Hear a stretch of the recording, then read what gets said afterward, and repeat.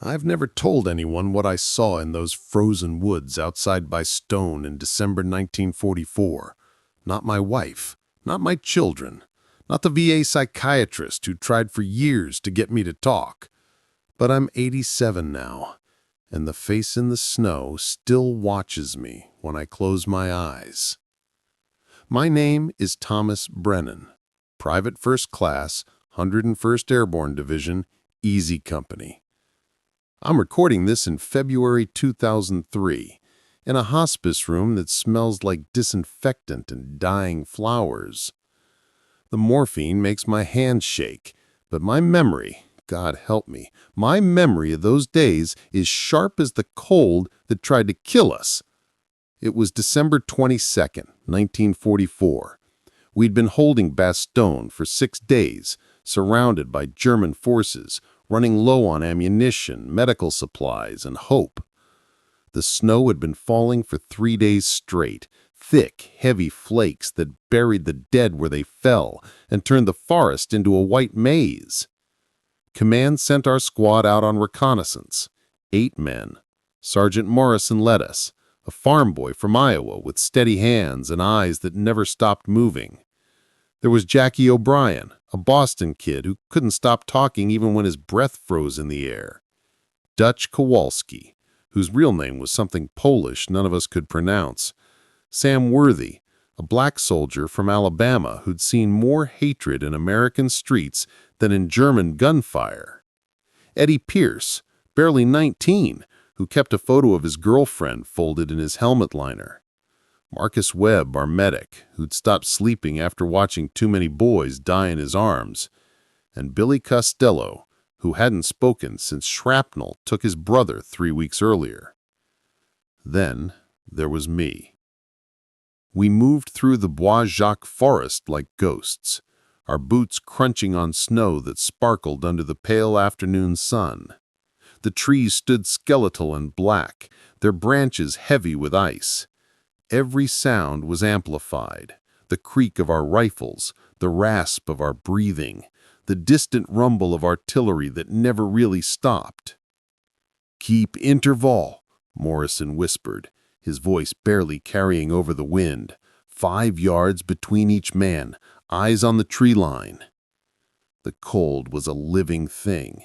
It crept through every layer of clothing, found every gap in our defenses, turned our fingers clumsy and our thoughts slow. I could feel ice forming in my nostrils, taste blood when I breathed too deep. My feet had stopped hurting 2 days ago, which Webb said was a bad sign. We'd been walking for maybe 40 minutes when Dutch raised his fist. We all froze. "Movement," he breathed. 11 o'clock, maybe 100 yards. I strained my eyes against the snow glare, scanning the wall of trees ahead. Nothing, just white and black and the gray space between. Then I saw it, a flicker of darker shadow moving between the trunks. "Could be deer," Jackie whispered, but his voice cracked. "Deer don't wear Wehrmacht coats," Morrison said. He made a circular motion with his hand. "Wide formation. Weapons ready, move quiet." We spread out, each man disappearing into the snowdrifts and shadows. My heart hammered against my ribs as I crept forward, my M1 Garand clutched tight, finger resting outside the trigger guard like they drilled into us at Camp Tocoa a lifetime ago. The shadow moved again, definitely human-shaped, stumbling. As we closed the distance, details emerged through the falling snow. A figure in a gray-green uniform, hunched over, dragging one leg. German. Alone. He hadn't seen us yet. Morrison signaled. We surrounded him in seconds, rifles trained on his center mass. "Hände hoch," Dutch barked. "Hands up." The German turned slowly. He was young, younger than Eddie, maybe 17. His face was gray, eyes sunken deep, lips blue with cold. He raised his hands, but the movement was wrong, disconnected, like a puppet on loose strings. His uniform was torn and crusted with frozen blood. Bitte, he whispered. The word hung in the frozen air. Bitte helfen Sie mir. He's asking for help, Dutch translated. Check him for weapons, Morrison ordered. Sam and Dutch moved in carefully. The German didn't resist. They pulled a Luger from his belt, an empty magazine, a canteen frozen solid. No papers, no identification. Where's your unit? Morrison asked in broken German. The boy's eyes drifted past us, focusing on something in the trees behind us. His cracked lips moved, but no sound came out at first. Then, barely audible, Sie sind alle tot, die Gesichter im Schnee. What's he saying? Morrison demanded. Dutch's face had gone pale. He says they're all dead. Something about faces in the snow. The German soldier started laughing then, a thin, horrible sound like wind through broken glass. His eyes rolled back, and he collapsed into the snow before Webb could catch him. We dragged the German into a small hunting cabin we found another quarter-mile through the forest. The structure was barely standing, walls patched with moss, roof sagging, one window broken and covered with a rotted board. But it was shelter, and we needed to interrogate the prisoner. Inside smelled like decay and animal droppings. Our breath steamed in the air as Morrison ordered Eddie and Billy to stand watch outside while the rest of us worked on the German. Webb knelt beside him, checking vitals with hands that trembled from more than cold. He's hypothermic, maybe frostbite. Hard to tell with all this blood. Is any of it his? Sam asked. Webb pulled back the German's coat, revealing a uniform soaked dark. But when he cut away the fabric, there were no wounds. Not on his chest, his arms, his legs. The blood wasn't his. Jesus, Jackie whispered. The German's eyes snapped open. He grabbed Webb's wrist with surprising strength, pulling him close. Words tumbled out in rapid German, desperate and frantic.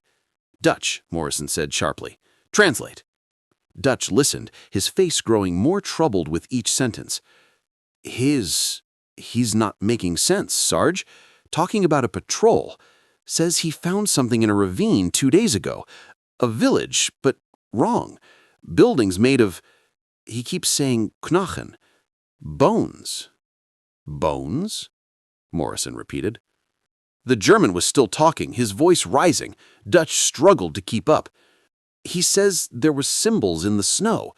His squad thought it was partisan work, maybe French resistance. But when they investigated, the snow started whispering. His words, not mine. He says they heard voices, dead voices, calling their names. He's delirious, Morrison said, but he didn't sound convinced. There's more, Dutch said quietly. He says his squad started seeing faces. In the snow, in the trees, faces they recognized. Friends who died, family.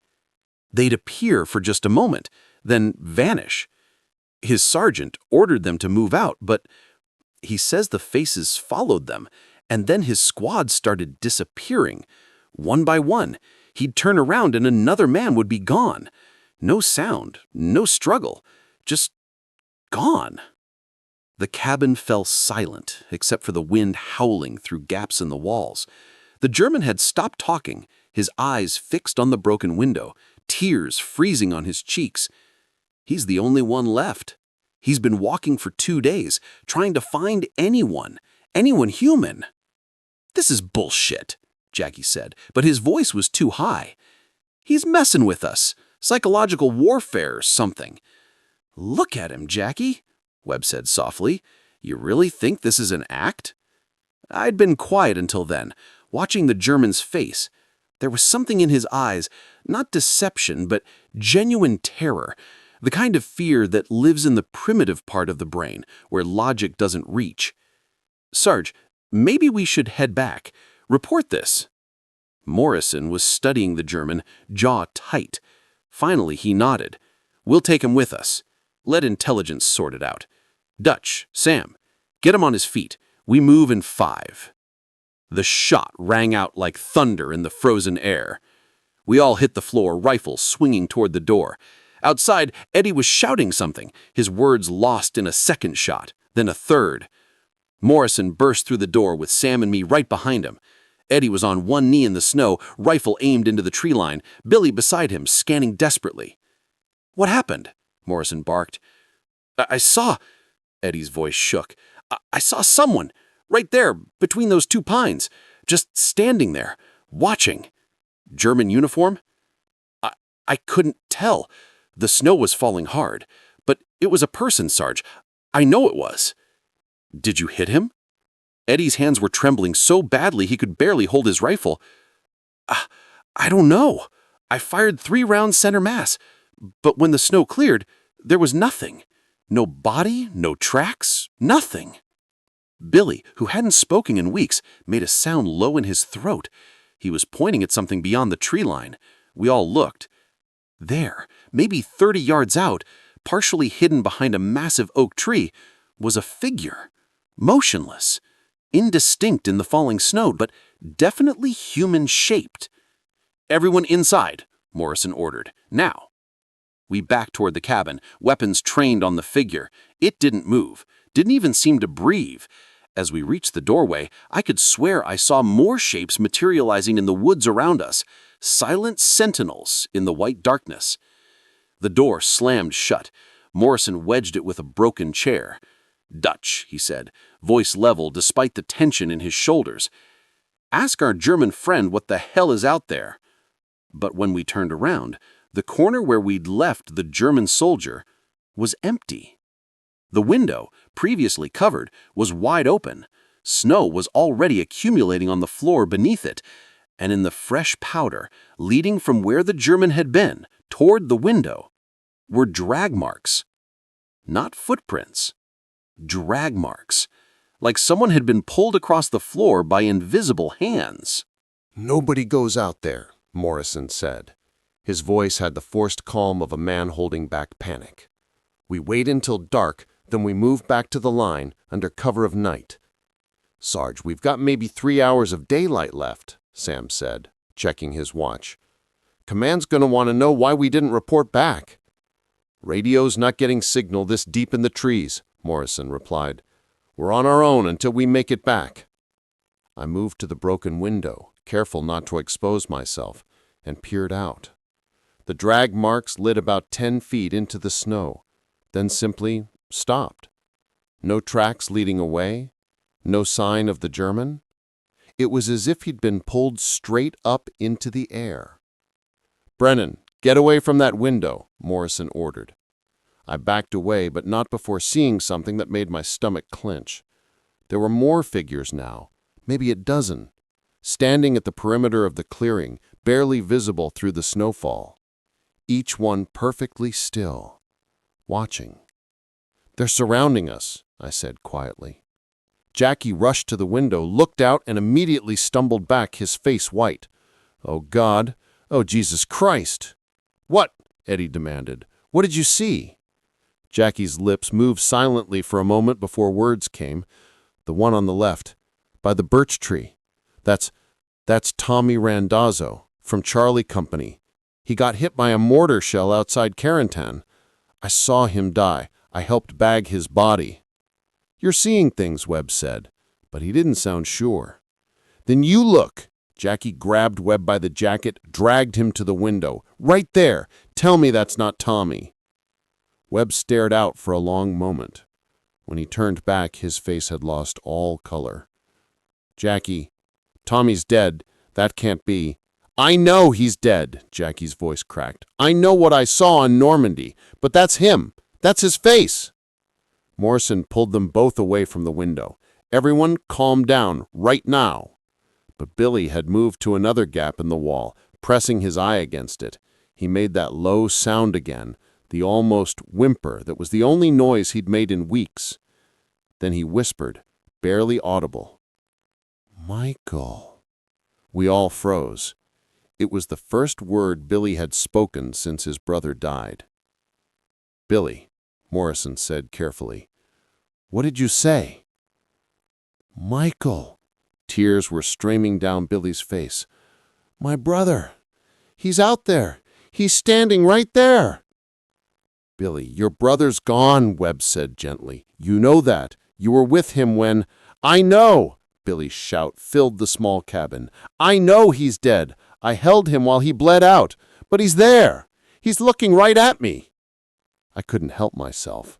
I looked out again. The figures had moved closer.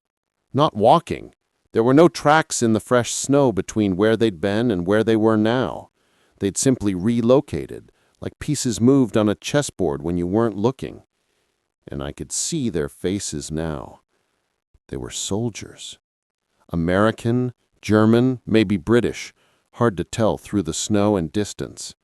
Their uniforms were torn, stained dark. Their skin was gray-white, the color of frost. But their eyes were open, alert, watching. One of them stepped forward, just one step, but it was enough for my breath to catch. I knew that face. "Morrison," I heard myself say. "That's Sergeant Hartley from basic training. He died in the plane crash during the jump into Normandy. Remember? His chute didn't open." Morrison was beside me in an instant, looking out. I watched his jaw muscles work, watched his hands tighten on his rifle. "That's not possible," he whispered. "But it's him, isn't it?" I pressed. "You see him too." Morrison didn't answer. He was staring at another figure, this one closer to the cabin, a woman in civilian clothes, her hair matted with snow and blood. "Sarah! Oh God, Sarah!" "Who's Sarah?" Sam asked. But I knew. We all knew.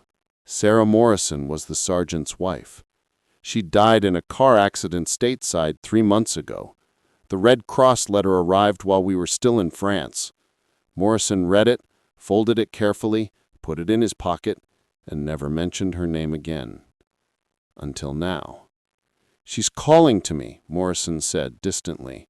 His rifle was lowering. "She's saying my name." Webb grabbed him.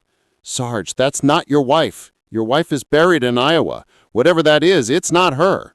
"But I can hear her." Morrison's eyes were glazed, distant. "She's asking me to come home. She says it's cold out there. She says I should come home." "Nobody's going out there," Sam shouted, shaking Morrison hard. "You hear me? Nobody!" Morrison blinked, seemed to come back to himself. He pulled away from Sam, shaking his head like a man waking from a dream. "I'm okay. I'm good." But he wasn't. None of us were. Because the faces in the snow, they weren't just strangers or fallen comrades. Each of us was seeing someone we'd lost, someone whose death we'd witnessed or caused or failed to prevent. The forest was filling with our dead, with our guilt made flesh, and they were getting closer. Night fell like a curtain. The temperature dropped until our breath came in painful gasps, until the moisture in our eyes froze, until thinking became a labor. The figures remained at the edge of the clearing, illuminated by starlight reflecting off the snow. They hadn't moved closer in the last hour, but they hadn't left either, just stood there, patient as monuments, waiting. "We can't stay here," Morrison finally said. His voice was steady again, the officer back in control. "We'll freeze to death by morning. We need to make a break for the line." "Through them?" Jackie's voice rose. "You want us to go through them?" "We don't know what they are," Morrison said. "Could be German trick, psychological warfare, mannequins or something." "Mannequins don't call your name," Dutch muttered.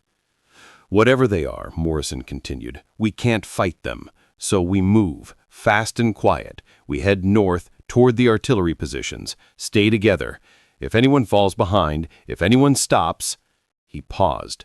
"We keep moving. Understood?" We understood. In war, you learn that survival sometimes means leaving people behind. We geared up in silence, checking weapons, tightening straps, preparing for the cold. Eddie was shaking so badly he could barely load his rifle. Billy stood by the door, still as stone, staring at nothing. "On my mark," Morrison said. He kicked open the door, and we poured out into the frozen hell. The figures watched us come. We moved in formation, weapons up, fingers numb on triggers. The snow crunched beneath our boots, too loud, too bright in the moonlight. I kept my eyes forward, tried not to look at the faces in the tree line, tried not to hear the whispers that might have been wind or might have been voices calling our names. We'd made it maybe 20 yards when Eddie screamed. I spun around. Eddie was standing rigid, rifle pointed at nothing, his face twisted in terror. "It's following me! It's right behind me!" "There's nothing there, Eddie," Webb shouted. "It's Angela, my girlfriend. Oh God, she's dead. She's saying I killed her. She's saying..." "Eddie, she's alive back home. She writes you letters. You know she's alive." But Eddie wasn't listening. He was backing away, shaking his head, mumbling denials. Then he turned and ran, not toward our line, but deeper into the forest, into the darkness between the trees. "Eddie!" Morrison started after him, but Sam grabbed his arm. "Let him go, Sarge. We can't help him. He's one of ours. He's gone." We listened to Eddie's footsteps fade, heard one last scream cut short, then silence. Morrison's jaw worked. Finally, he nodded. "Move out." We pressed on, but the forest had changed. The trees seemed taller now, the spaces in between them darker. The snow beneath our feet had taken on a strange texture, too soft here, too hard there, almost like flesh. Jackie noticed it first. "Guys," he said, voice tight, "look at the ground." I looked down. Shapes were emerging from the snow, not quite visible, not quite hidden. Contours that might have been human forms buried just beneath the surface. Dozens of them, hundreds of them. A carpet of bodies frozen in ice. "Keep moving," Morrison ordered. "Don't look down." But it was impossible not to see. The shapes were becoming clearer, hands reaching up, faces pressed against the underside of the snow like drowning men under ice, mouths open in silent screams. Dutch stopped walking. "Sarge, I think we're going the wrong way." "What?" "The moss on the trees. It's on the wrong side. We're heading east, not north." Morrison checked his compass, shook it, checked again. "That's not possible. The compass says..." "The compass is wrong," Dutch insisted. "Look at the stars." We all looked up. The night sky was wrong. The constellations were in places they shouldn't be, forming patterns that hurt to look at, geometries that bent the eye and twisted the mind. "Oh, Jesus," Sam whispered. "Where are we?" The answer came from ahead, a sound like ice cracking, like branches breaking, like bones snapping. The forest floor began to slope downward, and we realized with creeping horror that we were descending into a ravine. The German soldier's words came back to me. They found something in a ravine. "Fall back," Morrison ordered. "Everyone, back up the slope." But when we turned around, the way we had come was gone. The forest had closed behind us like a mouth, and now there was only one direction to go. Down. Into the ravine. Into whatever waited in the dark. We descended because we had no choice. The slope was steep, and our boots kept sliding on ice-covered rocks. Dutch went down hard, gashing his forehead. Blood ran black in the moonlight. The ravine bottom was a bowl of shadow.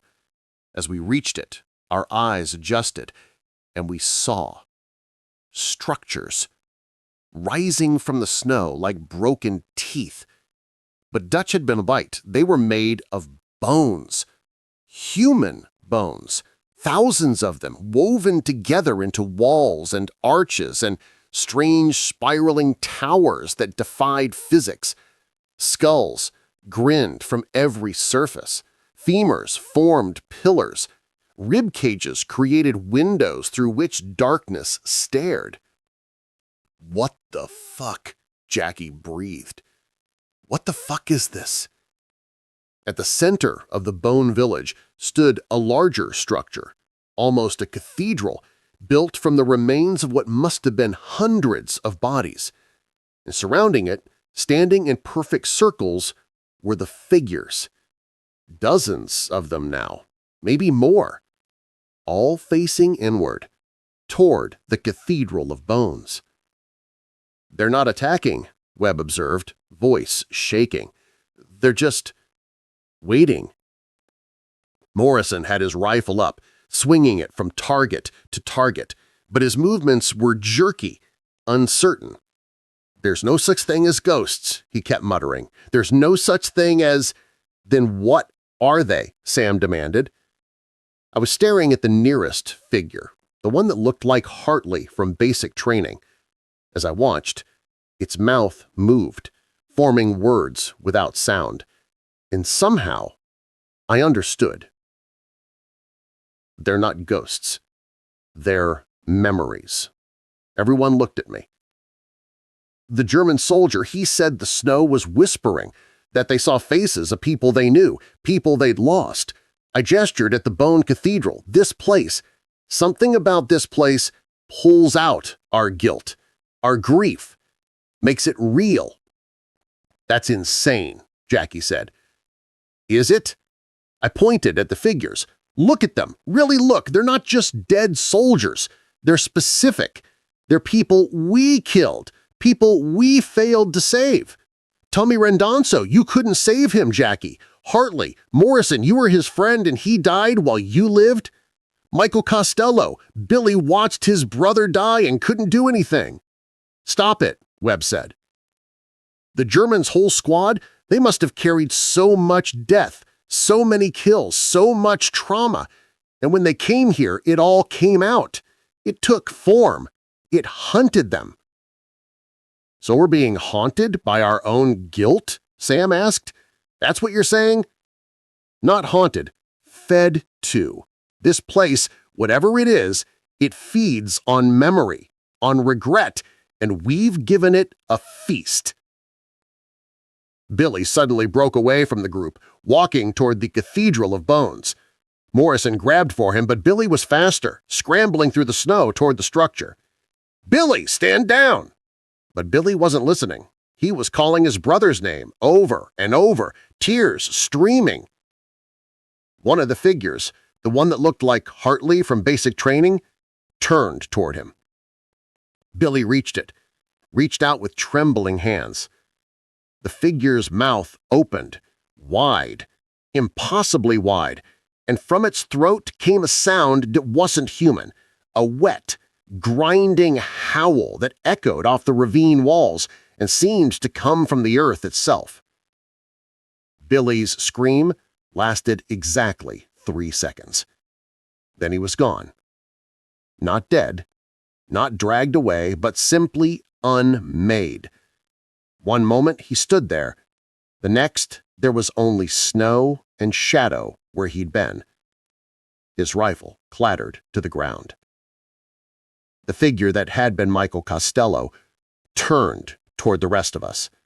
Its face was changing, melting, reforming. It wasn't Michael anymore. It was something else. Something ancient and hungry that wore our memories as masks. And then, all the figures started moving. We ran. There was no formation, no tactics, just pure animal panic as we scrambled back up the ravine slope. Behind us, the figures followed, not running, but moving with that same impossible relocation, appearing closer each time I dared glance back. Dutch didn't make it. I heard him fall, heard him calling for help, heard the sounds that followed. I didn't look back. Jackie was sobbing as he climbed, hands bleeding from grabbing at roots and rocks. Morrison and Sam were ahead, pulling each other up the steep incline.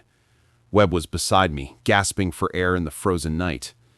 We reached the top of the ravine and kept running, crashing through the forest without direction, without hope, just the primal need to escape.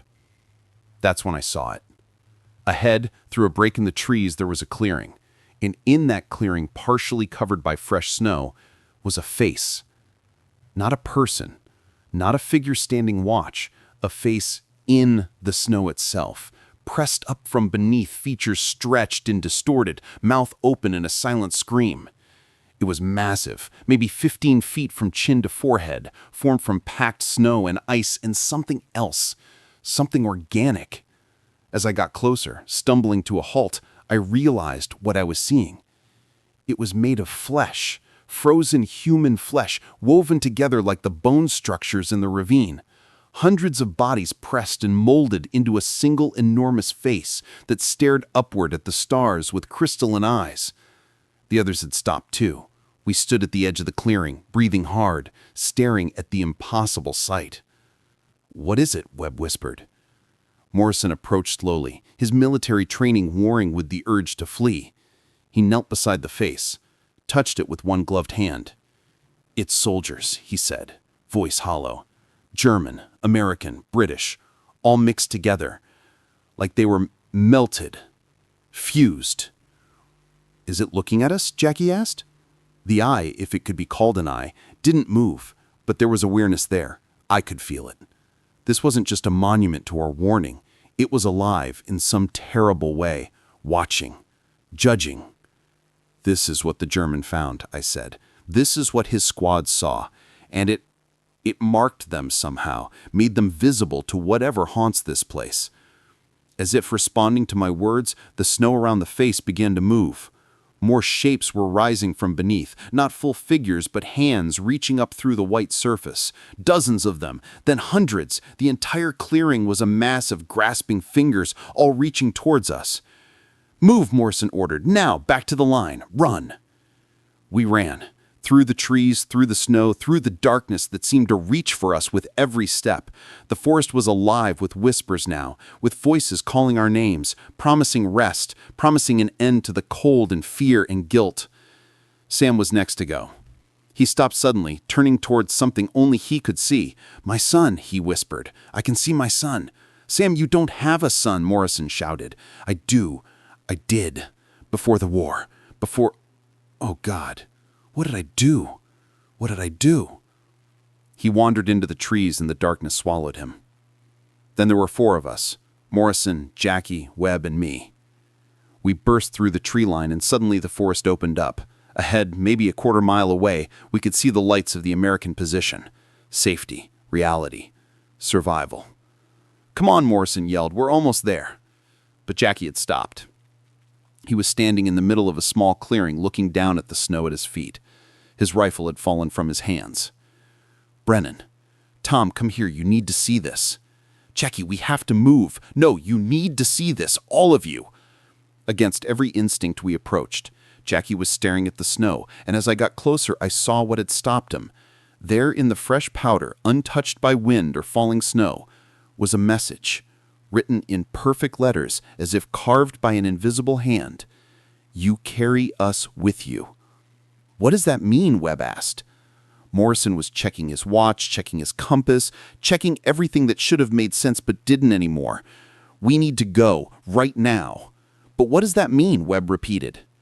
I understood. God help me, I understood. It means we're not being chased. We're not being haunted by external forces. Don't you see? The faces in the snow, the bone cathedral, all of it.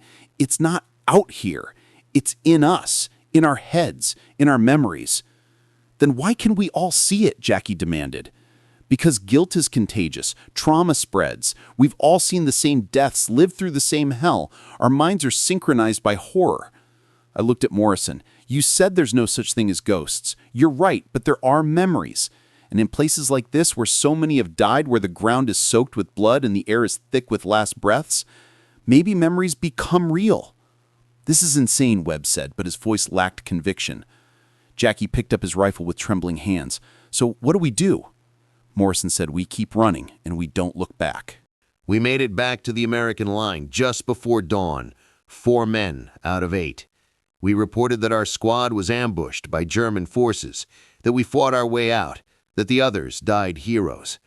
It was the first of many lies we would tell about that night.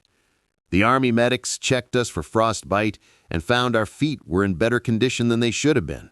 Our body temperatures were normal. No one could explain it. One doctor suggested that extreme stress could create false memories of duration, that perhaps we'd only been gone a few hours, not days. We never spoke about it, not to each other, not to command, not to anyone. Morrison died in the final push into Germany, shot by a sniper. But before he died, his men said he'd been acting strange, talking to empty air, seeing things that weren't there. Jackie made it home to Boston. He worked as a mechanic, married his sweetheart, had 3 kids, but he never slept well. His wife said he would wake up screaming about faces in the snow. In 1952, he walked out into a blizzard and never came back. They found him 3 days later, frozen solid, a smile on his face. Webb became a psychiatrist. He specialized in PTSD, helping veterans come to terms with their trauma.